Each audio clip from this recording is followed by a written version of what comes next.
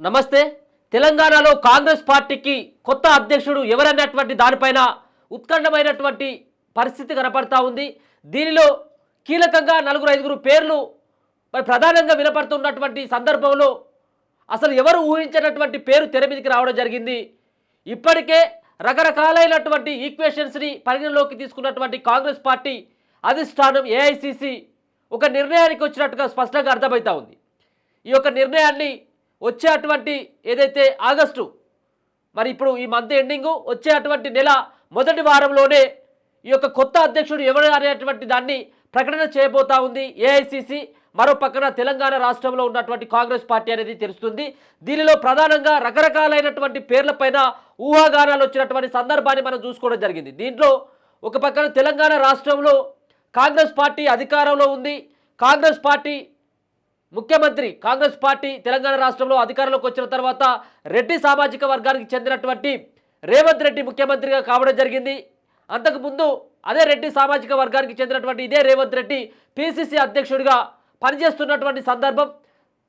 అధికారంలోకి వచ్చిన తర్వాత ఆయన ముఖ్యమంత్రిగా ఆయనే నియమితులైన తర్వాత దాని తర్వాత ఖాళీ అయినటువంటి పిసిసి అధ్యక్షుడు ఎవరనేటువంటి దానిపైన రకరకాలైనటువంటి పేర్లలో ప్రధానంగా వినిపించినటువంటి పేర్లు రెండు పేర్లు వినపడడం జరిగింది. దీనిలో రెడ్డి సామాజిక వర్గం నుంచి ముఖ్యమంత్రిగా రేవంత్ రెడ్డి ఉంటే బీసీ సామాజిక వర్గానికి చెందినటువంటి వాళ్ళకి అవకాశం ఇస్తుంది కాంగ్రెస్ పార్టీ అని చెప్పేసి భావించడం జరిగింది. ఇప్పటికే ఒక పక్కన బీసీ నినాదాన్ని ఎత్తుకుంటున్నటువంటి పార్టీలు ఏవైతే ఉన్నాయో ఆ పార్టీల నుంచి గట్టిగా ఎదుర్కొనేందుకు ఇక్కడ కాంగ్రెస్ పార్టీ ఇదే బీసీలకి పిసిసి అధ్యక్ష పదవి ఇచ్చి వాళ్ళ దగ్గర నుంచి ఎట్లాంటి విమర్శలు ఎదుర్కోకుండా ప్రయత్నం చేసేటువంటి అట్లాంటి కార్యక్రమాన్ని బీసీలకు ఇచ్చి ఈ యొక్క లోటుని పూడ్చుకోవాలని చెప్పేసి కాంగ్రెస్ పార్టీ భావించడం జరిగింది. ఇదే సందర్భంలో ఇద్దరు పేర్లు బీసీ సామాజిక వర్గం నుంచి ఇద్దరు పేర్లు ప్రముఖంగా వినపడ్డాయి.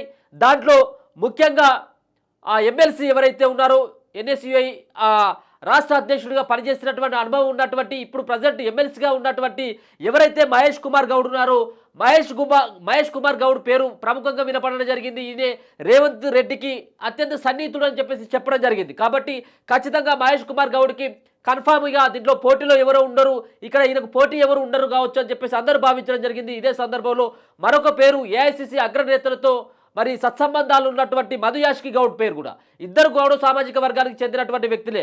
మహేష్ కుమార్ గౌడ్ మరో పక్కన మహేష్ కుమార్ గౌడ్, మధుయాష్కి గౌడ్ మహేష్ కుమార్ గౌడ్ ఇద్దరు కూడా గౌడ సామాజిక వర్గానికి చెందినటువంటి ఈ ఇద్దరిలో ఎవరో ఒకరు అవుతారు అని చెప్పేసి ప్రముఖంగా ఈ పేర్లు వినపడడం జరిగింది. ఇదే సందర్భంలో ఒకవేళ దళిత సామాజిక వర్గానికి ఇచ్చినట్టయితే దీంట్లో ఇద్దరు ముగ్గురు పేర్లు కూడా వినపడడం జరిగింది. సంపత్ కుమార్ పేరు కానీ మరో పక్కన అద్దంకి దాయకర్ లాంటి వాళ్ళ పేర్లు ప్రముఖంగా వినపడ్డటువంటి సందర్భం కూడా చూసుకోవచ్చు. మరో పక్కన ఒక పక్కన ఎస్టీలకు ఇచ్చినట్టయితే బలరాం నాయక్ పేరు వినపడ్డది, మరో పక్కన బాలు నాయక్ పేరు వినపడ్డది, ఇంకొక పక్కన మంత్రిగా ఉన్నటువంటి సీతక్క పేరు కూడా ప్రముఖంగా వినపడ్డది. కానీ వీటన్నిటిని కూడా పటాపంచలు చేస్తూ ఒక సంబంధించినటువంటి వ్యక్తికి ఎవరు కూడా ఊహించినటువంటి వ్యక్తికి పిసిసి అధ్యక్ష పదవి ఇవ్వాలని చెప్పేసి రేవంత్ రెడ్డి ప్రపోజల్ పంపినట్టుగా తెలుస్తూ ఉంది. అందుకోసం అని చెప్పేసి ఒక పక్కన ఫైనల్ అయినటువంటి పేరు మహేష్ కుమార్ గౌడ్ యొక్క పేరు ఇప్పటికే ఫైనల్ అయినట్టుగా తెలుస్తూ ఉంది. చిట్ట చివరి నిమిషంలో రేవంత్ రెడ్డి రాష్ట్ర ముఖ్యమంత్రి రేవంత్ రెడ్డి ఎంటర్ అయ్యి ఇక్కడ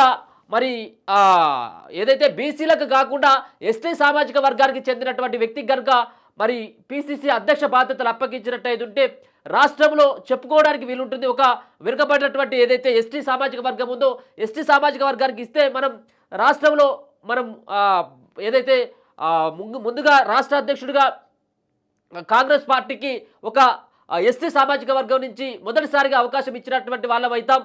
రేపు రానున్నటువంటి రోజులలో ఎస్టీ సామాజిక వర్గానికి దగ్గర కావచ్చు అన్నటువంటి అభిప్రాయాన్ని ఏఐసిసి పెద్దల ముంగట రేవంత్ రెడ్డి పెట్టినట్టుగా తెలుస్తూ ఉంది.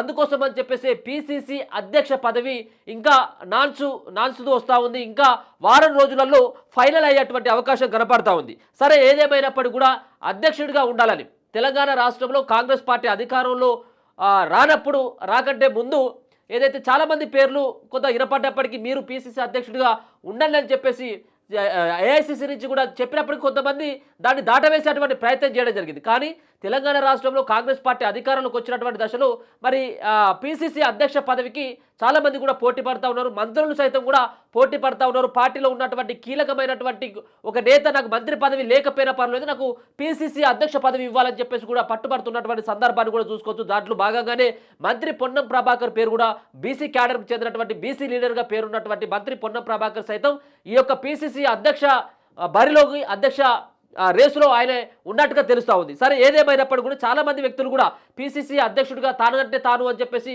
వాళ్ళు ప్రయత్నాలు చేస్తూ ఉన్నారు. దాంట్లో భాగంగా మనం చూసుకున్నట్టయితే అంజనీ కుమార్ గౌడ్ సైతం కూడా ఆయన సికింద్రాబాద్ నుంచి 2 సార్లుగా ఎంపీగా గెలవడం జరిగింది. ఇప్పుడు ఆయన కుమారుడు కూడా ఎంపీగా అనిల్ కుమార్ యాదవ్ సైతం కూడా ఆయన ఎంపీగా ఉన్నటువంటి పరిస్థితి. ఆయన సికింద్రాబాద్ నుంచి 2 సార్లు ఎంపీగా గెలవడం, మరో పక్కన తెలంగాణ ఉద్యమంలో క్రియాశీలకమైనటువంటి పాత్ర పోషించినటువంటి అంజనీ కుమార్ యాదవ్ సైతం తనని పిసిసి అధ్యక్షుడిగా నియమించాలని చెప్పేసి ఇప్పటికే ఏఐసిసి దగ్గర అర్జీ పెట్టుకోవడం జరిగింది.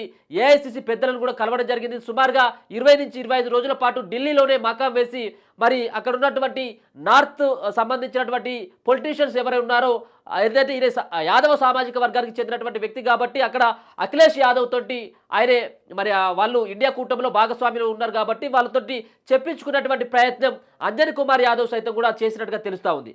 కానీ అంజనీ కుమార్ యాదవ్ ఒక పక్కన సీనియర్ అయినప్పటికీ వాళ్ళ కొడుకు ఎంపీగా మరి గెలిచి ఉండడం, మరో పక్కన దీంట్లో మరి బీసీ లీడర్లు సైతం కూడా కొంత ఎవరైతే ఈ 2 పేర్లు మధుయాష్కి గౌడ్, మహేష్ కుమార్ గౌడ్ పేర్లు కొంత ప్రముఖంగా వినపడ్డప్పటికీ ఆయన కొంత థర్డ్ ప్లేస్లో ఉండేటువంటి అవకాశం ఉంటుంది. ఆయన పేరు కూడా పరిశీలనలో ఉంది.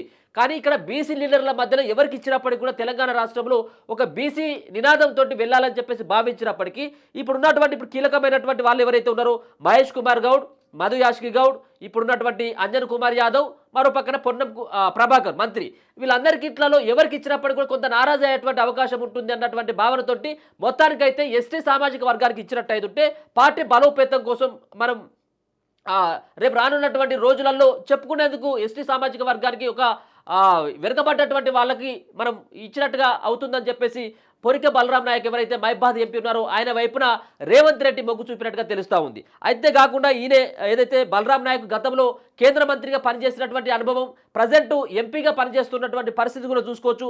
అంజన్ కుమార్ యాదవ్ సైతం కూడా 2 సార్లు ఆయన ఎంపీగా పనిచేయడం జరిగింది. మరో పక్కన మధుయాష్కి గౌడ్ సైతం కూడా ఆయన 2 సార్లు ఎంపీగా పనిచేయడం జరిగింది. మొన్న 2 సార్లు కూడా అంటే గత ఎన్నికల్లో మొన్న జరిగినటువంటి ఎన్నికల్లో సైతం కూడా ఆయనే ఓడిపోవడం జరిగింది. అంటే కొంత ప్రజల్లో ఆదరణ తగ్గినప్పటికీ ఆయన పైన మరో పక్కన ఢిల్లీలో ఉన్నటువంటి కాంగ్రెస్ పార్టీ పెద్దలతోటి ఆయనకున్నటువంటి అనుబంధంతో ఆయనే మరి పిసిసి పదవి వస్తుందని చెప్పేసి ఆయన కూడా భావిస్తున్నాడు. ఇక మహేష్ కుమార్ గౌడ్ సైతం కూడా ఆయన మొదటి నుంచి కూడా కాంగ్రెస్ పార్టీకి లాయలిస్ట్గా పనిచేస్తూ ఉన్నాడు. ఆయన కాంగ్రెస్ పార్టీతోటే మరి ఆయన యొక్క రాజకీయ జీవితం ప్రారంభమైనటువంటి పరిస్థితి కూడా చూసుకోవచ్చు. ఆయన ఎన్ఎస్ఏ నుంచి కూడా ఆయనే ప్రత్యేకంగా కాంగ్రెస్ పార్టీ కోసం పనిచేస్తూ ఉన్నాడు. ఆయన కిందనే ఎన్ఎస్ఏలో పనిచేస్తున్నటువంటి దశలో ఆయన కిందనే ఇప్పుడున్నటువంటి మంత్రులు ఎవరైతే పొన్నం ప్రభాకర్ సైతం కూడా ఎవరైతే మహేష్ కుమార్ గౌడ్ కింద పనిచేసినటువంటి వ్యక్తే, కోమటిరెడ్డి వెంకటరెడ్డి సైతం కూడా ఈయన కింద పనిచేసినటువంటి వ్యక్తే. కానీ కొన్ని కారణాల వల్ల ఈయన ఎవరైతే మహేష్ కుమార్ గౌడ్ ఉన్నాడో ఈయన నిజామాబాద్ ప్రాంతానికి చెందినటువంటి నిజామాబాద్ జిల్లాకు చెందినటువంటి వ్యక్తి.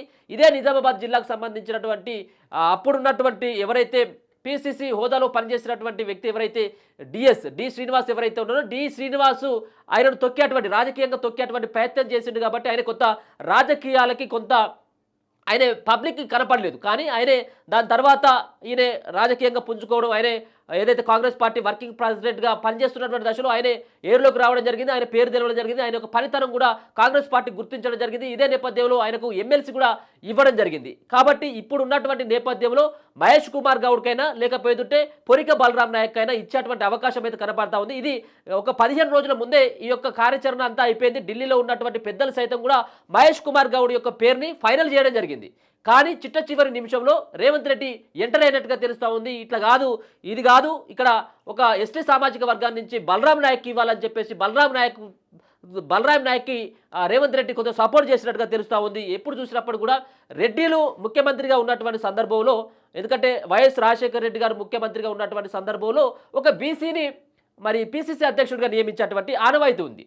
అంటే రెడ్డి ఒకవేళ కనుక ముఖ్యమంత్రి అయితే బీసీని పిసిసి మనం చూసుకోవచ్చు. ఉమ్మడి ఆంధ్రప్రదేశ్లో బొత్స సత్యనారాయణ కూడా ఆయన బీసీ లీడరు, మరి ఆయనకు మరి పిసిసి అధ్యక్ష బాధ్యతలు వైఎస్ రాజశేఖర్ అప్పగించడం జరిగింది. దాని తర్వాత మరో పక్కన కె కేశవరావు సైతం కూడా బాధ్యతలు, పిసిసి అధ్యక్షుడిగా బాధ్యతలు, దాని తర్వాత డి శ్రీనివాస్ సైతం, అంటే ఇది ఒక ఆనవాయితీగా కొనసాగుతుంది. ఇప్పుడు సైతం కూడా రెడ్డి ఆయన ముఖ్యమంత్రిగా రేవంత్ రెడ్డి ఉన్నాడు కాబట్టి ఒక బీసీ సామాజిక వర్గం నుంచి ఇచ్చినట్టు అయిందంటే ఒక బీసీ సామాజిక వర్గానికి అధ్యక్ష బాధ్యతలకు అప్పగించాలంటే ఇక్కడ మహేష్ కుమార్ గౌడ్ని మరి తెర మీదకి తీసుకురావడం జరుగుతూ ఉంది. ఒకవేళ కనుక మహేష్ కుమార్ గౌడ్కి కాకుండా బలరాం నాయక్కి ఈసారి ఎప్పుడు కూడా ఇక్కడ ఉన్నటువంటి సౌత్ ఇండియాలో ఎవరు కూడా ఇప్పటి వరకు మరి పీసీసీ అధ్యక్ష బాధ్యతలు సౌత్ ఇండియాలోనే ఎవరు పీసీసీ అధ్యక్షుడిగా ఒక ఎస్టీ సామాజిక వర్గం నుంచి ఇప్పటివరకు మరి బాధ్యతలు నిర్వహించలేదు. నార్త్లో 1-2 చోట్ల ఉన్నట్టుగా ఉంది, కానీ సౌత్లో మాత్రం ఎవరు లేరు. కానీ ఈసారి కొత్తగా తెలంగాణ రాష్ట్రంలో ప్రయత్నం చేస్తే ఇది రేపు వర్కౌట్ అవుతుందన్నటువంటి భావనతోటి ముఖ్యమంత్రి రేవంత్ రెడ్డి ఉన్నట్టుగా తెలుస్తూ ఉంది. ఇదే అంశాన్ని ఏఐసిసి పెద్దలు రాహుల్ గాంధీతో పాటు మరొక పక్కన మల్లికార్జున ఖర్గే, ఇంకొక పక్కన సోనియా గాంధీకి సైతం కూడా తన అభిప్రాయాన్ని తెలియజేసేటువంటి ప్రయత్నం చేయడం జరిగింది. అందుకోసం అని చెప్పేసి ఇన్ని రోజులు లేటు కావడం జరుగుతూ ఉంది. రానున్నటువంటి రోజుల్లో మరి స్థానిక సంస్థల ఎన్నికలు దగ్గర పడుతున్నటువంటి సందర్భంలో ఇక్కడ ఉన్నటువంటి మంత్రివర్గ విస్తరణతో పాటు పిసిసి అధ్యక్ష బాధ్యతలు ఒకరికి అప్పగించినట్టు అయితే పార్టీ ఇంకా ముందుకు దూసుకు వెళ్ళేటువంటి అవకాశం ఉంటుందన్నటువంటి భావనతోటి కాంగ్రెస్ పార్టీ ప్రయత్నాలు చేస్తూ ఉంది. ఇప్పుడు ఉన్నటువంటి ఆగస్టు మొదటి వారంలో ఈ యొక్క ఫైనల్ చాలా రోజుల కానించి రేపు అవుతుంది మాపు అవుతుంది అని చెప్పేసి కొంత ఊరిస్తున్నటువంటి ఈ పిసిసి అధ్యక్ష బాధ్యతలు ఎవరన్నటువంటి అంశం ఏదైతే ఉందో ఇది వచ్చే నెల మొదటి వారంలోనే దీనికి తెరపడేటువంటి అవకాశం అయితే స్పష్టంగా కనపడతా ఉంది.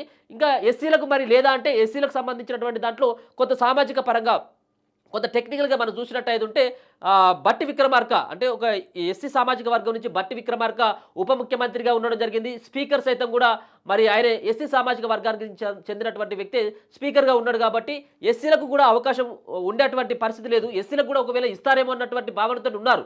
కానీ ఎస్సీలకు కనుక చూసుకున్నట్టయితే పదవులు ఉన్నాయి.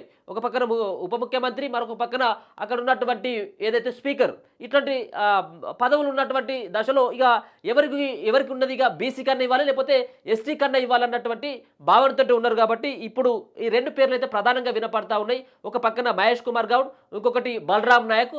ముఖ్యమంత్రి రేవంత్ రెడ్డి అయితే బలరాం నాయక్ యొక్క పేరునే పదే వినిపిస్తున్నట్టుగా తెలుస్తూ ఉంది. ఫైనల్ అయిన తర్వాత ఏదైతే పేర్లు ఫైనల్ అయిన తర్వాత చివరి నిమిషంలో ముఖ్యమంత్రి రేవంత్ రెడ్డి మరి ఆయన ఎంటర్ అయ్యి ఇక్కడ కొంత పెండింగ్లో పెట్టినట్టుగా తెలుస్తూ ఉంది. ముఖ్యమంత్రి యొక్క ఆయన ప్రపోజల్ని కూడా పరిశీలించేటువంటి పరిస్థితి ఇప్పటికే కాంగ్రెస్ పార్టీ అధిష్టానం చేయడం జరిగింది.